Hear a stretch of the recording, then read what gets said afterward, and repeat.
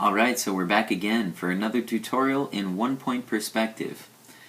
During our last tutorial, we learned how to draw a wide variety of solids using a horizon line and a vanishing point to help anchor the viewpoint that we have and the sides that we would see on a solid. To complete this drawing, we used 4 simple steps. We would draw a figure first, as is the case here, a triangle or was a square. We connect to the vanishing point. We draw parallel lines to show us the sides, and then we erase any of the outside guidelines. Today we're going to use these same exact steps to help us draw a city scene. Our tools for today are the same as in our last tutorial. We're going to need an eraser, we'll need a ruler, and you'll need a pencil. Just like in the last tutorial though, I'm going to be using an ebony pencil. It's rated at 5B, means that it makes very, very dark marks, and I only do this so that the camera can see my lines. As with any perspective drawing, we're going to begin with the horizon line and the vanishing point. The horizon line is about the middle of the page. Keep in mind that it doesn't matter if it's actually perfect or not. And the vanishing point in one-point perspective for the example we're using is going to have one single vanishing point near the middle of the page. Now there's going to be 2 changes to what we do today. We're going to be drawing some solids that go and cross over the horizon line. In our last tutorial, we never did that. We only had solids that were either completely above, as is these 2, or completely below the horizon line. The solids that we draw today are going to cross over and be both above the horizon line. The other change that we're going to have is rather than having a solid over here and a solid over here, we're going to line up several solids next to each other today. So to begin, I'm going to draw step 1, a figure, but this figure should go both above and below the horizon line. Now you can draw this as a normal rectangular shape, or you can make a slight change to the top, as I'm going to do on mine. I'm going to go horizontally to the left for a moment, then I'm going to go vertically down, and horizontally left again. Now to bring us back and make sure that we understand we're using the same exact steps as last time. So we have our figure, which is step 1. Now I'm going to move on to connecting the vanishing point. Now for this tutorial today, all of our connections are going to be a little bit easier. Keep in mind that we do go back and we erase portions of this line, so we want to draw them in lightly.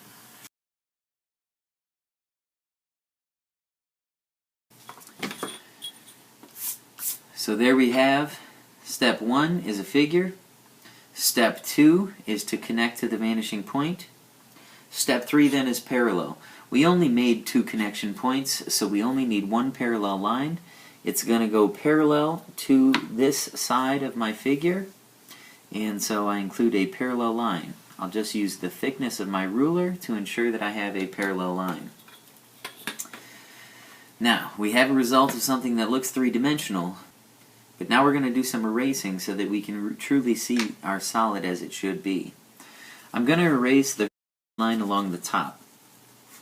However, I won't erase the bottom. The bottom we're going to use for parts of the road. The big change on the erasing step is we're actually going to erase out the horizon line out of the inside of our solid. Yesterday we never drew anything that would cross over the horizon line, but today we do have something that crosses over. So I'm going to re-darken my line here. And the result that I have then is a very 3-dimensional looking solid that appears to be on the ground but also reaches into the sky, just like a building should. Now, for this to truly look like a building, it's going to need some details. We haven't added anything just yet, so it looks convincingly 3-dimensional, but it is only with the addition of details that it begins to look like a building. So, a couple of brief words on details. If you draw a door that is rather large, such as this one, it makes our building appear that it might be 1, 2, 3 stories tall. So the size of our door tells us a lot about the building. I'm going to erase that door that I just drew and show you how we can change that very dramatically by changing the size of the door. If instead I draw a door that is only this big, now this building looks like it might be 20 or 30 stories tall. So the size of the door really does tell us the size of most of the details, such as people and cars, trees, all sorts of other details are sort of told by the size of the door that we use. It gives us a sense of scale in town. If we want to add details onto the sides of the buildings, such as signs, doors, or windows, we have to follow two different strategies. I've begun what could be a sign or a window on the side of my building. Now this side of the building that I'm drawing on is the closest side to us. It's the side that faces us. The other side, which I'll get to next, is a side that faces away from us. It faces what will become the street. So when I draw signs or windows on the side that faces me, all of the lines that I draw are either perfectly horizontal or perfectly vertical, in other words, parallel to the sides of my building here. However, if I want to put a sign or a window on this side of the building, it is a little bit different. Because this side refers to a vanishing point, we would use the vanishing point to help us draw the details. So I'm going to include right now the top of what will be a sign, and I've sort of matched it up where this one is. Then I'm going to match up with the vanishing point again and draw what would be the bottom of my sign. And now we go parallel to the sides of the building, which means we go straight and vertical.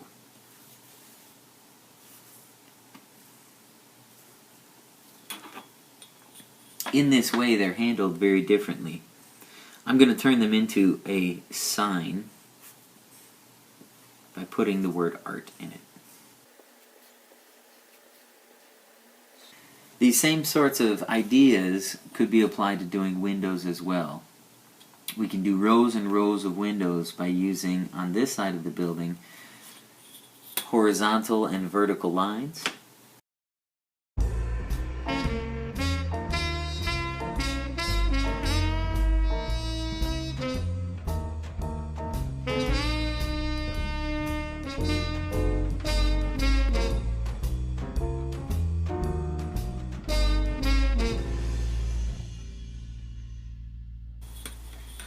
I'm drawing mirrored details on my building so that you can see how they're handled differently on either side of a building. The side that faces us has verticals and horizontals. The side that faces away from us has verticals, and then it has things that refer to the vanishing point. So if I complete this row of windows on this side of the building, every line that was horizontal here will become a vanishing point line on this side.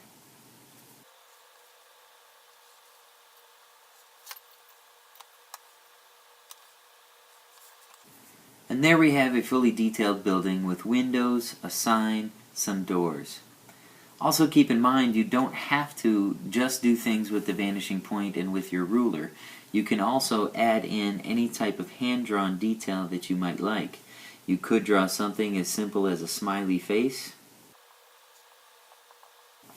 or you could do a pattern of shapes that are just hand-drawn onto a building to add further detail.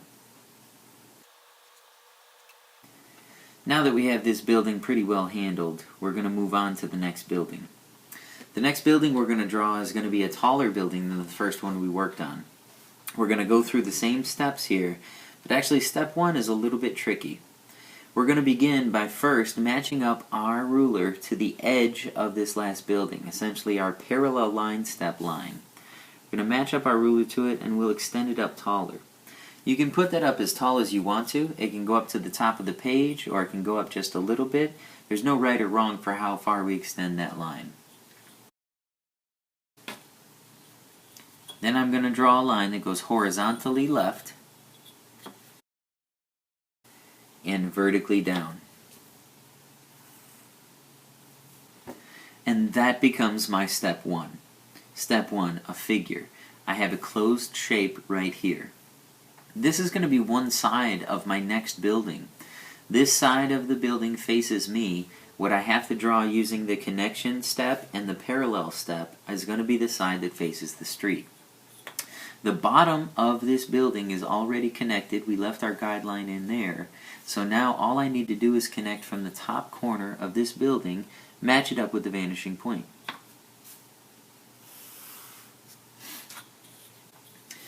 Now I have two connection lines. That's my step 2.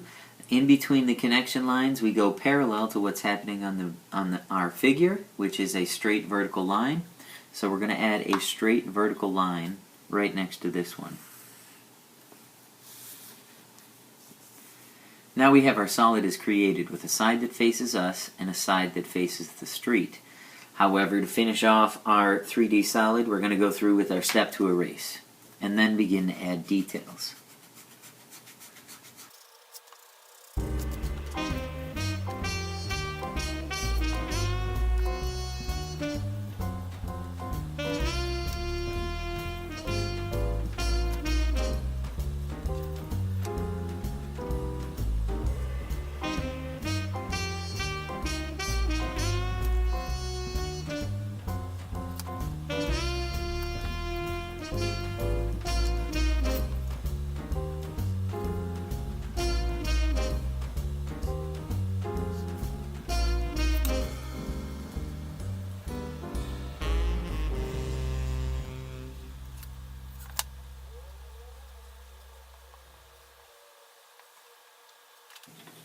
We're going to add one final building before we set about making the road. I'm going to show you how to make a shorter building than what we have already. We've created one building here with full detail, another taller building with full detail. So now next to it here we're going to put a shorter building. Shorter buildings are the easiest ones to draw because actually we can only see one side of it. If you look at this first building we've drawn, we can see two sides of it, a side that faces us and a side that faces what will be the street. Our second taller building has a side that faces us and then a side that faces the street. However, the side that faces us was our original step 1. It was a figure and it is partially blocked. We would actually know that there is more building here, but it is partially blocked by our first building. If we are to draw a shorter building here, this shorter building is only going to be able to be seen from the side that faces the street. So in fact, we're going to skip step 1 altogether, and we're going to move directly to step 2, connect to the vanishing point. You'll find any spot that you like out along this last edge. Once we have found a spot that we like, say right about here, we're going to take and connect it to the vanishing point. So we skip step 1, we've gone to step 2 and connected to the vanishing point. The top and the bottom of this building have been defined by connection lines. Now we're going to go through with step 3, a parallel line. So we're going to add in a straight vertical line and then move into our erasing. Things that we can erase are the connection line off of the top as well as the horizon line out of the inside. And there we have a third building that just needs some detail.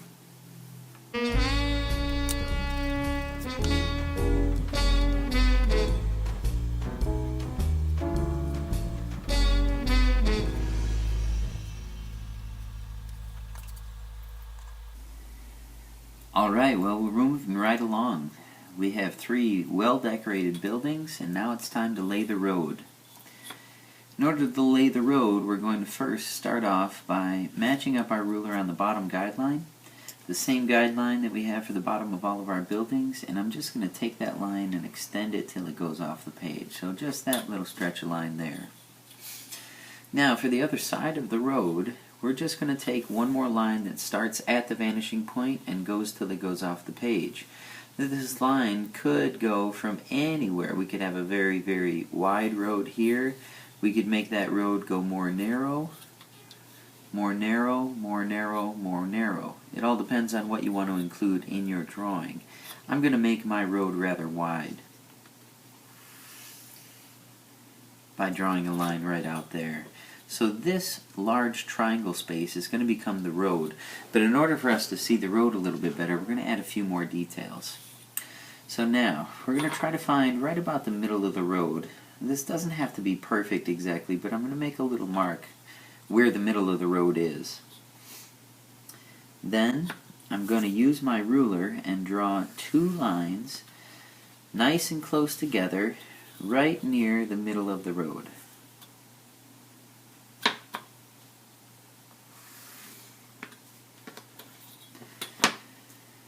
Once I have those two lines down, I'm going to come back with a series of horizontal lines. These lines must stay horizontal. A series of horizontal lines going all the way back in between the two lines that I just drew.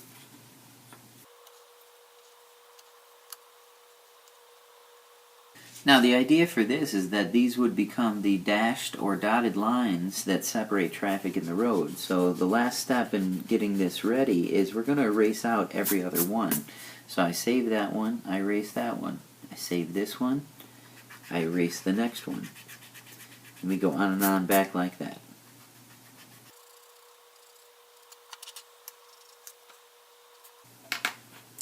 Now we're going to complete our drawing today with the addition of a couple of sidewalks. The sidewalks are going to be a very similar step to what we just did with the lines in the road. We're going to include a sidewalk down here in front of our buildings, and we'll include a sidewalk on the other side of the road. We're going to make them both at the same time to try to save a little bit of time. I'm going to begin the sidewalk over here by drawing a single line that starts at the vanishing point and it goes all the way off the page. This will become my sidewalk. Now I'm going to do the same thing on the other side of the road then. One single line starting at the vanishing point going all the way off the page. So now I have a space where cars could be, and then I have space for sidewalks. Now, just like we did for the lines in the road, we're going to take a series of horizontal lines. We'll work in both spaces here, making sure that our ruler is horizontal.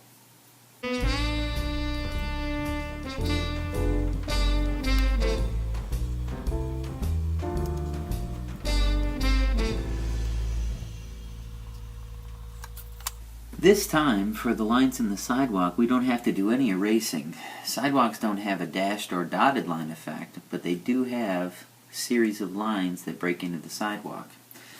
Now the last thing that we're going to do with this drawing today is we're going to make our sidewalks appear to be three-dimensional.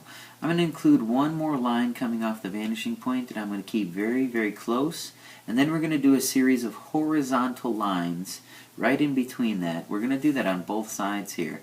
Once I'm completed with that, you're going to see a very cool illusion that makes it look like there's actually a curb here as well, and that the sidewalk is somewhat three-dimensional like the rest of our drawing.